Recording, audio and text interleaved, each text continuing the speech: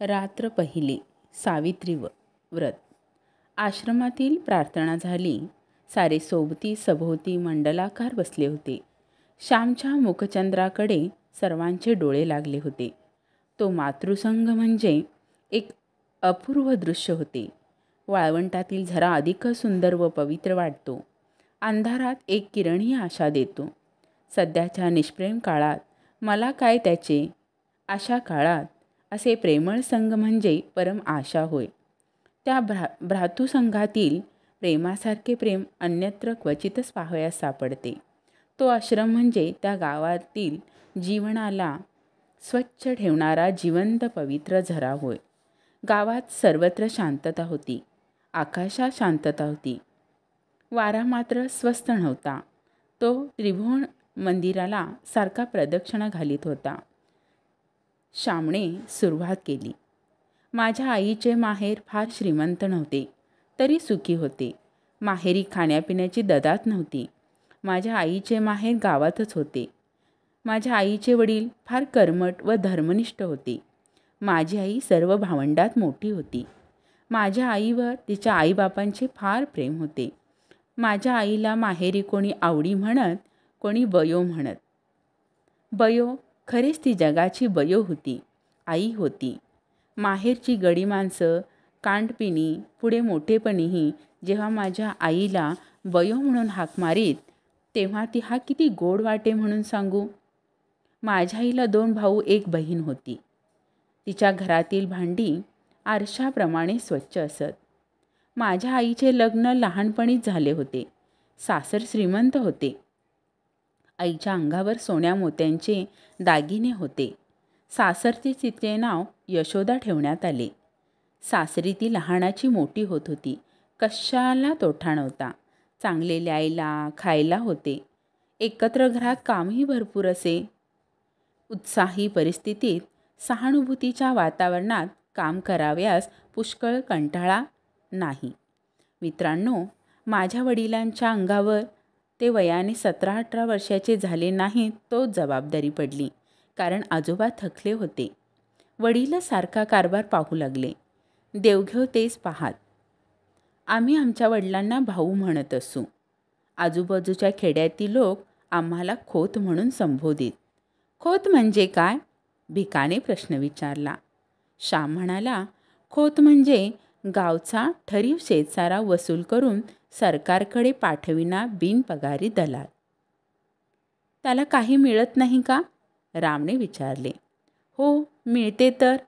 सरकारी शेतसाऱ्याच्या जवळजवळ 1/4 हिस्सा खोताला फायदा असतो. खोत गावातील पिकांची आभावणी करतो, पिकांचा अंदाज करतो. याला पीक धरणे असे म्हणतात. लोकांनी वसूल दिला नाही तर सरकारी मदत मिळते. मग जप्ती प्रकरणे होतात. ठरल्या वेळी खोताने शेतसाऱ्याचे हप्ते वसूल आला नसला तरी पदरचे पैसे देऊन भरलेच पाहिजेत. आमच्या वऱ्हाड नागपुराकडे मालगुजार म्हणतात असाच प्रकार दिसतो, भिका म्हणाला. गोविंदा उत्कटतेने म्हणाला, पुरे रे आता तुमचे. तुम्ही पुढे सांगा. श्यामने गोष्टीला सुरुवात केली. आम्ही वडवली गावचे खोत. त्या वडवली गावात आमची खूप मोठी बाग होती. धोधो पाणी वाहत असे. बागेत केळी, पोफळी, अननस लावलेले होते. निरनिराळ्या जातीची फणसाची झाडे होती. ती बाग म्हणजे आमचे वैभव, आमचे भाग्य असे म्हणत. परंतु गड्यानो, ते आमचे वैभव नसून आमचे पाप होते. पाप क्षणभर हसते व कायमचे रडत बसते. पाप थोडा वेळ डोके वर करते, परंतु कायमची धुळीत मिळते. पापाला तात्पुरता मान, तात्पुरते स्थान. जगात सद्गुणच शुक्राच्या ताऱ्याप्रमाणे शांत आणि स्थिर सदैव तळपत राहतात. खोताने वाटेल त्याला कामाला बोलावले तर गेले पाहिजे, नाहीतर खोताचा रोष व्हायचा. गावातील कष्टाळू बायका माणसांनी वांगी लावावी, मिरच्या कराव्या, रताळी लावावी, भोपळे, कलिंगडे यांचे वेल लावे. परंतु या सर्वावर खोताची नजर असायची. खरोखर या जगात दुसऱ्याच्या श्रमावर जगणे यासारखे दुसरे पाप नाही. दुसऱ्याला राबवून रात्रभर श्रमवून त्यांना तुच्छ मानून आपण गाद्या-बिद्यांवर लोळावे यासारखा अक्षम्य अपराध नाही. माझ्या आईच्या अंगाखांद्यावर जे दागिने होते ते कोठून आले?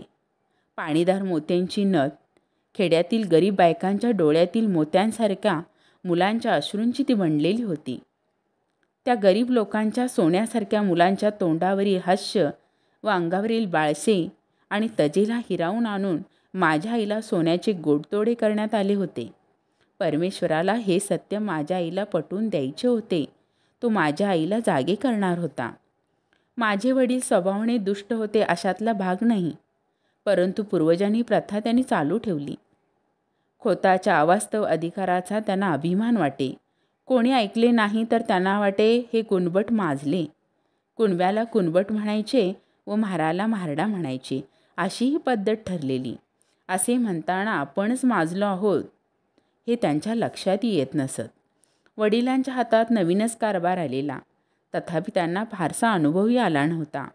खोतपणाच्या तोरात एखाद्या वेळेस वाटेल ते बोलून जात व अनेकांची मनेन दुखवली जात. पाप किंवा पुण्य काही मरत नाही. जगात काही फुकट जात नाही. जे पेराल ते पिकेल, जे लावाल ते फोफावेल, फळील. एकदा काय झाले, ती अमावस्येची रात्र होती. भाऊ वडवलीस गेले होते. सकाळी 8 वाजता ते त्या गावी जाऊन पोचले. आज गावाला जाऊ नका, आज अवस आहे वगैरे घरातील मंडळींनी त्यांना सांगितले. परंतु भाऊ म्हणाले, कसली अवस नि कसला शनिवार, जे व्हायचे ते होणार. प्रत्येक दिवस पवित्रच आहे. प्रत्येक दिवस देवाच्या घरूनच येतो. ते वडवलीस गेले. दिवसभर राहिले. 3 सांजा झाल्या व ते घरी परत जाण्यास निघाले. घरोब्याच्या एका म्हातारबाईने सांगितले, भाऊदा, 3 सांजा म्हणजे दैत्याची येळ. या येळेत जाऊ नका. त्यातून औशेची काळ रात. बाहेर अंधार पडेल. तुम्ही नाल्याजवळ जाल तोच अंधार होईल. इथेच वस्तीला राहा. कोंबड्याला उठून थंड वेळेत जा. भाऊने ऐकले नाही. ते म्हणाले, म्हातारे, अगं पायाखालची वाट. झाली रात्र म्हणून काय झाले, मी झपाझप जाईन. दूध काढतात तू घरी पोचेन. भाऊ निघाले. बरोबर गडी होता. त्या म्हातारीचा शब्द जाऊ नका सांगत होता. फळणारी पापे चल राहू नको म्हणत होती. गावातील लोकांनी निरोप दिला. एकजण भेसूर हसला. काहींनी एकमेकांकडे पाहिले. भाऊ आणि गडी निघाले. अंधार पडू लागला. वडवली गावापासून 1.5 कोसावर एक पर्या होता. पावसाळ्यात त्याला उतार नसे. तो पर्या खोल दरीतून वाहत होता. त्याच्या आजूबाजूस किर्र झाडी होती. त्या झाडीत वाघसुद्धा असे. तेथून दिवसा ढवळ्याही जावयास नवशिक्यास भय वाटे. परंतु भाऊ निर्भयपणे जात होते. भाऊ दरीजवळ आले. एकदम शीळ वाजली. भाऊ जरा चपापले. पाप हे भित्रे असते. झुडपातून अंगाला काव फासलेले मांग बाहेर पडले. भाऊरावांच्या पाठीस सोट्या बसला. त्यासरशी ते मटकन खाली बसले. झटकन गडी पळत गेला. भाऊनी खाली पाडण्यात आले. मांगाच्या हातातील सुरे चमकत होते. भाऊंच्या छातीवर मांग बसला होता. चरचर मान चिरायची ती वेळ. करंदीच्या जाळीत रातकिडे ओरडत होते. शेजारच्या भवनातून एक भुजंग फुत्कार करी सनकन निघून गेला. मांगाचे तिकडं लक्ष नव्हते. इतक्यात एका म्हातारीने ओरड केली, अरे बामणाला मारले, खोताला मारले रे, धावा. ते मांगही जरा भ्यायले. भाऊ त्या मांगांना म्हणाले, नका रे मला मारू. मी तुमचे काय केले, सोडा मला. ही अंगठी, ही सल्लेजोडी, हे 100 रुपये घ्या, सोडा मला. दिनवानपणे त्या मांगांना ते विनवत होते. म्हातारीच्या ओरडण्याने कुणीतरी येत आहे असे दिसले. कोणाची तरी चाहू लागली. मांगांनी त्या अंगठ्या, सल्लेजोडी, 100 रुपये घेतले आणि पोबारा केला. ते मांग काही खरे खुणी नव्हते. या कामाला मुरलेले नव्हते. पण दारिद्र्यामुळे हे घोर कर्म करावयास ते प्रवृत्त झाले होते. त्या क्रूर कर्माच्या मुळाशी दया होती, प्रेम होते. स्वतःच्या मुलाबाळांच्या प्रेमाने त्यांची खा दूर व्हावी म्हणून ते मांग तो खून करू पाहत होते. कोणी म्हणतात की जगात कलह, स्पर्धा हे सत्य आहे. परंतु त्या कलहाच्या मुळाशी, त्या धडपडीच्या मुळाशी प्रेम आहे. हे प्रेम संकुचित आहे एवढेच. सृष्टीचे अंतिम स्वरूप प्रेम आहे, युद्ध नाही. सहकार्य आहे, द्वेष वा मत्सर नाही. असो, भाऊंच्या बरोबरचा गडी जो पळत सुटला तो थेट आमच्या पालघड गावी गेला. त्यांनी घाबऱ्या आमच्या घरी जाऊन सारी हकीकत सांगितली. आमच्या घरातील व गावातील पुरुष मंडळी लगेच चालून गेली. घरात बातमी येताच अकांत झाला. साऱ्यांच्या तोंडचे पाणी पळाले. घरात दिवे लागले होते, परंतु साऱ्यांची तोंडे काळवंडली होती. कशाचे खाणे आणि कशाचे पिणे. तेथे तर प्राणाशी प्रसंग होता. त्यावेळेस आम्ही कुणी झालेलो नव्हतो. आईला समजू लागलो होतो. बायकांना लवकर समजू लागते. माझी आई ती सारी कथा आम्हाला सांगे. आई देवाजवळ गेली. निर्वाणीचा तोच एक सखा. देवाजवळ जाऊन आईने पदर पसरला आणि म्हणाली, देवा नारायणा, तुला माझी चिंता, तुला सारी काळजी. आई जगदंबे, तुझी मी मुलगी, मला पदरात घे. माझं कुंकू राख, माझे चुडे अभंग ठेव, माझे सौभाग्य. नको आई नको, त्यावर कुऱ्हाड नको पडू देऊ. मी काय करू, कोणते व्रत घेऊ. देवा, माझी करुणा येऊ दे तुला, तू करुणेचा सागर. येऊ दे हो घरी सुखरूप. पाहीन त्यांना डोळे भरून, नांदू तुझ्या आशीर्वादे. मला दुसरे काहीही नको. नको हे दागिने, नको ती मोठी वस्त्रे. कशाला मेली ती खोती. नको मला काही नको. पती हाच माझा दागिना, तेवढा दे देवा. असं म्हणून आई विनवू लागली, रडू लागली. आईने देवाला आळवले, प्रार्थिले, परंतु नुसती प्रार्थना काय कामाची. प्रत्येक गोष्टीत त्याग पाहिजे, व्रत पाहिजे. माझ्या आईने या रात्री सावित्रीचे व्रत घेतले. मित्रांनो, जीवनाच्या कठीण प्रसंगी धीर द्यावयास भारताच्या इतिहास कितीतरी दिव्य स्त्री पुरुष रत्ने आहेत. राम आहे, हरिश्चंद्र आहे, सीता आहे, सावित्री आहे. सावित्री अमर आहे. स्त्रियांना सदैव ती धीर देईल, मृत्यूशी झगडण्याचे धैर्य देईल. माझ्या आईचे सौभाग्य आले. भाऊ घरी आले. त्या वर्षापासून आई सावित्रीचे व्रत करी. दरवर्षी ज्येष्ठी पुनव येण्याच्या आधी 2 दिवस ती उपवास सुरुवात करी. घेतलेले व्रत कधी सोडता येत नाही. या व्रतात वटपूजा करायची असते. आकाशाला कवटाळू पाहणाऱ्या चिरंजीव अक्षय वडाची पूजा करून अक्षय सौभाग्य मिळवायचे. वटवृक्षाप्रमाणे कुळ वाढो, जगाला छाया देवो, आधार देवो. वटवृक्ष उंच वर जाऊन जणू स्वशरीराने देवाच्या पायाला स्पर्श करतो, त्याप्रमाणे कुळालाही वर जाण्याची, उन्नत होण्याची सदैव इच्छा असो. वटवृक्षास अनेक पारंब्या तणावे फुटतात, त्याप्रमाणे कुळविस्तार होवो, कुळाला बळकटी येवो. या आणि अशाच शेकडो भावना वटपूजेने कळत नकळत बायकांच्या जीवनात येत असतील. सावित्रीच्या व्रताचे दिवस जवळ येऊ लागले म्हणजे आई गंभीर होत असे. मी त्यासंबंधी एक आठवण सांगणार आहे. आतापर्यंतची प्रस्तावना होती. त्यावेळेस मी 8-9 वर्षाचा असेन. सावित्री व्रताला आरंभ होणार होता. माझी आई हिवतापाने आजारी होती. हिवताप सारखा तिच्या पाठीस लागला होता. त्या व्रतात ती 3 दिवस वडाला 108 प्रदक्षिणा घालायची. आईला जरा चालणे तर घेरी येत होती. आईने श्याम अशी हाक मारली. मी आईजवळ गेलो आणि विचारले, काय आई, काय होते, पाय चेपू का.